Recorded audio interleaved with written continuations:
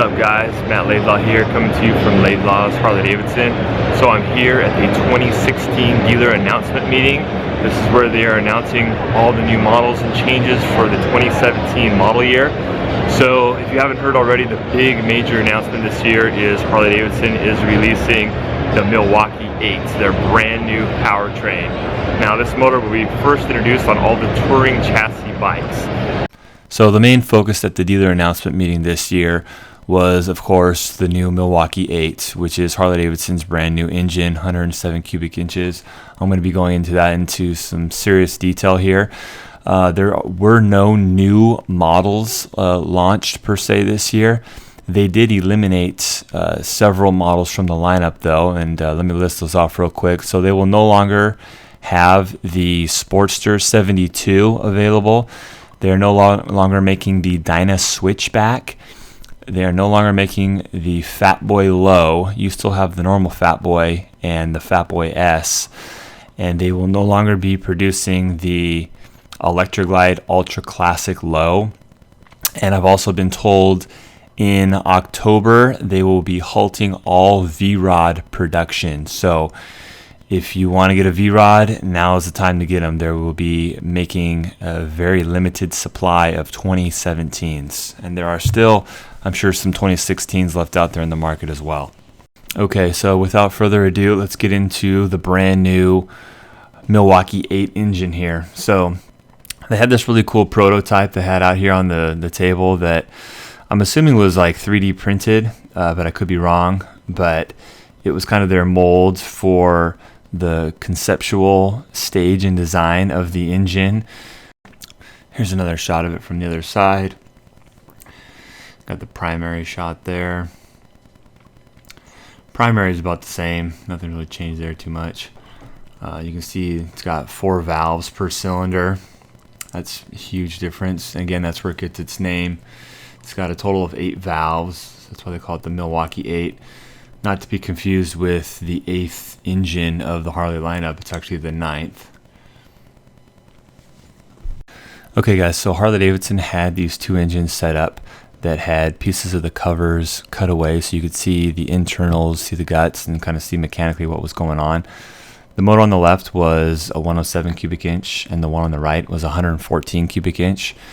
So the 114 cubic inch is what comes stock in the CVO bikes now. It took the place of the 110. So first off, guys, the engines are completely redesigned from the ground up. Brand new cases, cylinders, heads, everything. The rocker box covers kind of have this mean knuckle look to them. Kind of, some people say, resembles the old knuckleheads. Here's one of the major new things, guys. This is a single cam driven engine. It's a chain driven cam. And the old motors, of course, were a twin cam engine. So that's a major difference. They still, however, have hydraulic lifters, and it's a hydraulic chain tensioner, cam chain tensioner. Obviously, you'll notice as well that they still are utilizing a push rod system. So here's a cutout of the cylinders. You can see the valve springs there. So where you see blue there on the casing, that's actually where the water runs through. So, people always ask me, okay, where do the water lines run to cool off the motor? Well, they run around the exhaust ports and in the heads. So you can see the blue lines there. So you can see a cutaway of the pistons there. So again, it comes in either a 107 or a 117.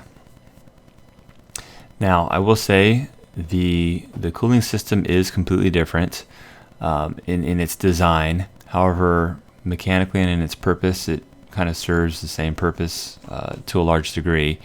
It's not 100% water cooled. This engine still relies on air cooling quite a bit. But the way that the lines run and the way they feed in and out of the thermostat and the water pump is different.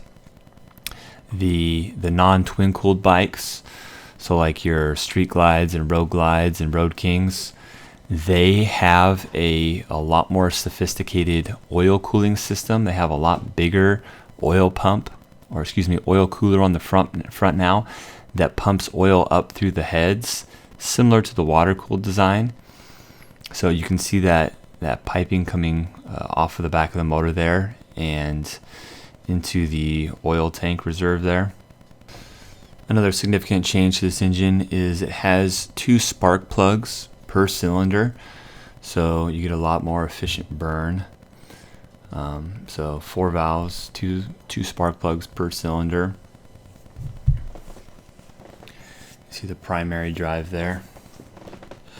The charging system produces 50% more power now. They developed that as a need because of the touring bikes. You can see the 2 spark plugs there. You can see where it cools off around the valves there. That's a good shot. But as I was saying, the touring bikes have a more and more need to generate more power.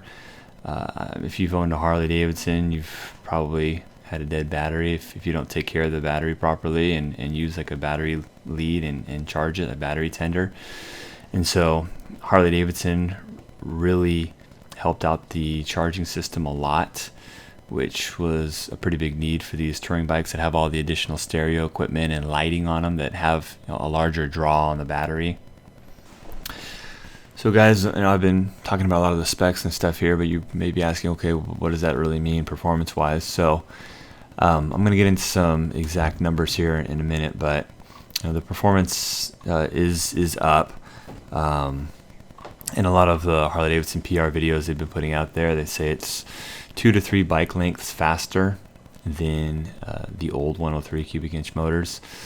And the other thing that they really say a lot about this motor, and I've heard it for myself, I haven't ridden one, although by the time most of you see this video I will have ridden it, but they say that there's a lot less mechanical noise in this engine now. So it's kind of a good thing.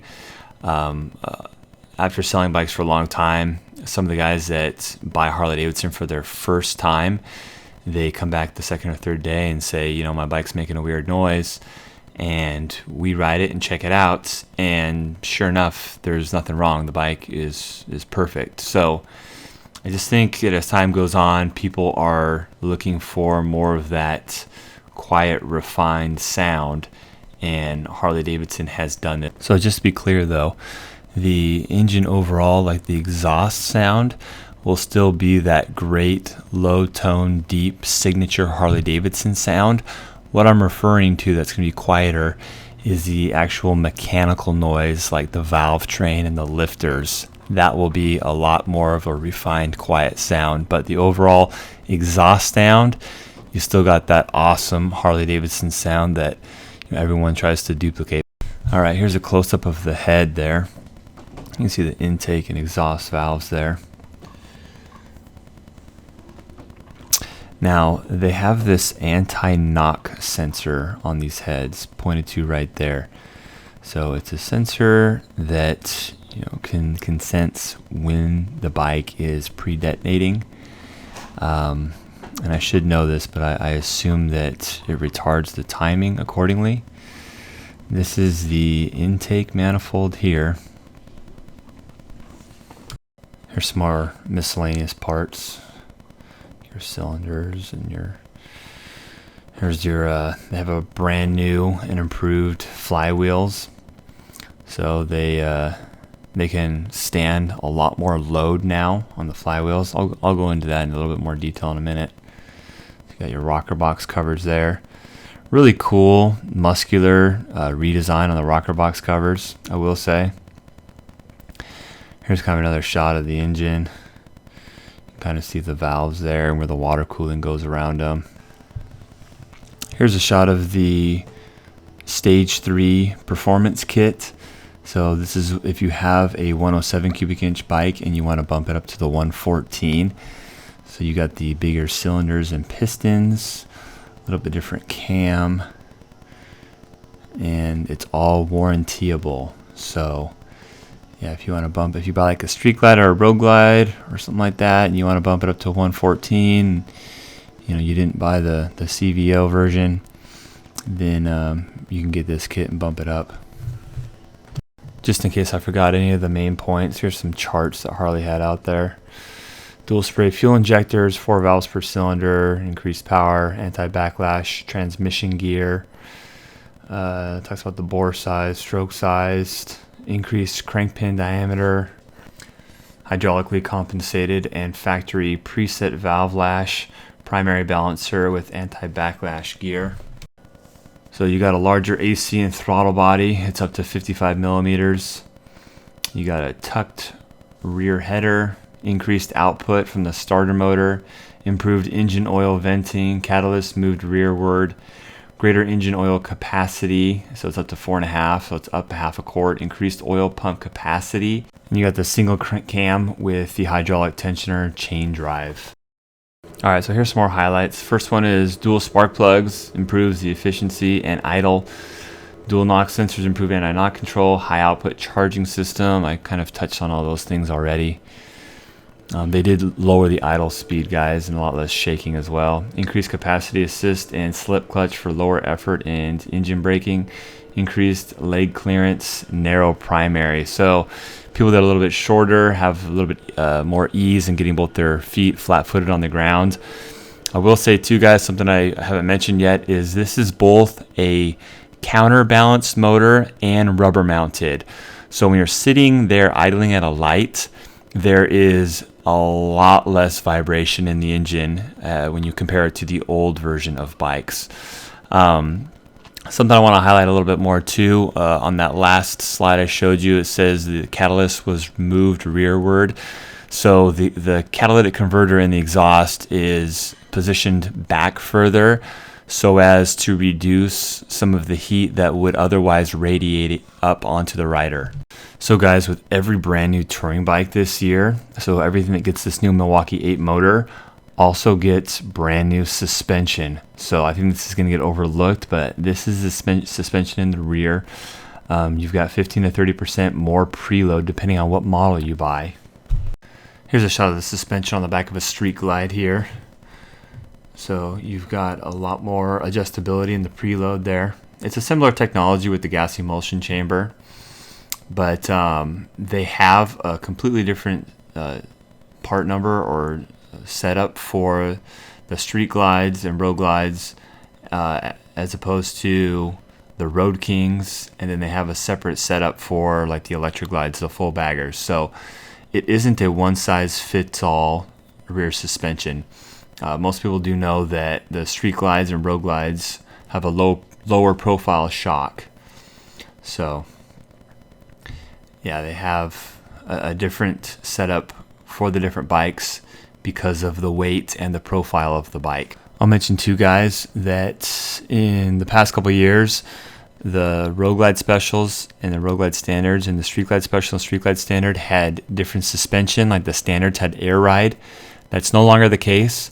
Every single model will have this higher premium suspension regardless if it's a special or not. So here's a shot of the front suspension.